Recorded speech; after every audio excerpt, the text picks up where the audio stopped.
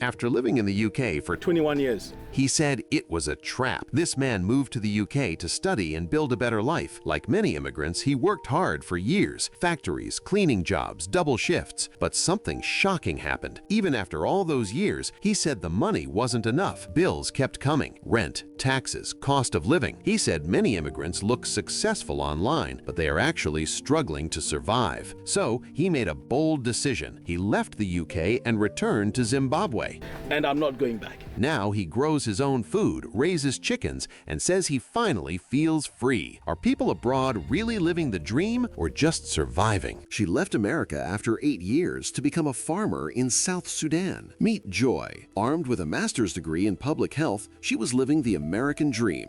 I stayed in America for 8 years. But she felt a deep, undeniable calling back to her ancestral homeland. At a U.S. conference, she saw her country portrayed only as a place of war and starvation. She was shocked to realize South Sudan imported 80% of its fresh food, despite having massive amounts of fertile land and the majestic Nile River right in their backyard. She knew the narrative was wrong, and she had to change it. So she packed her bags and founded Ubuntu Farm. Today, she pumps water straight from the Nile, grows endless crops for local markets, and trains local youth to be entirely self-sufficient. Joy is proving that Africa can feed itself. Would you leave it all behind to build your homeland? He left a comfortable life in America and a Stanford education to move back to Nigeria and started a massive juice company with just 2,000 naira. Meek Seyi, when his first business failed, he had to survive. He bought a cheap plastic juicer and started squeezing lemons by hand. It was brutal. He slept on a tiny floor mat in a shed. They couldn't even afford packaging, so they scavenged used plastic bottles, washed them by hand with toothbrushes, and reused them. People literally laughed at them. The first night they finally bottled their lemonade and sold only 2 bottles. But he didn't quit. He and his brother used YouTube and Google to teach themselves manufacturing. They didn't wait for millions in funding. Their only rule, just be a little better than yesterday. Today, Wilson's Lemonade produces over 5,000 bottles a shift and employs hundreds of people. You don't need $1 million to start. You just need to squeeze the lemons life gives you. She quit teaching at 3 universities to raise goats. This is Grace. She used to be Former lecturer. in Uganda. People thought she was crazy when she left academia to become a full-time farmer. She started with just 30 goats and about $1,200 borrowed from a friend. Today, she owns hundreds of goats, sells up to In 80 to 100 goats. every week, and says she now earns 3 times more than her lecturer salary. Would you quit a university job to start a goat farm? Imagine an entire country deciding to build its own future completely on its own. This is Burkina Faso right now. For years, things were tough, but recently, a massive change has swept the nation. The people found a young leader they truly believe in. The love is so deep, regular citizens even sleep on the streets just to protect him. But here's the best part. They're actually building. They're making their own electric cars. They built giant tomato factories funded 100% by normal people with zero foreign money. Young locals are building thousands of miles of new roads across the land. It's not just about new roads or factories.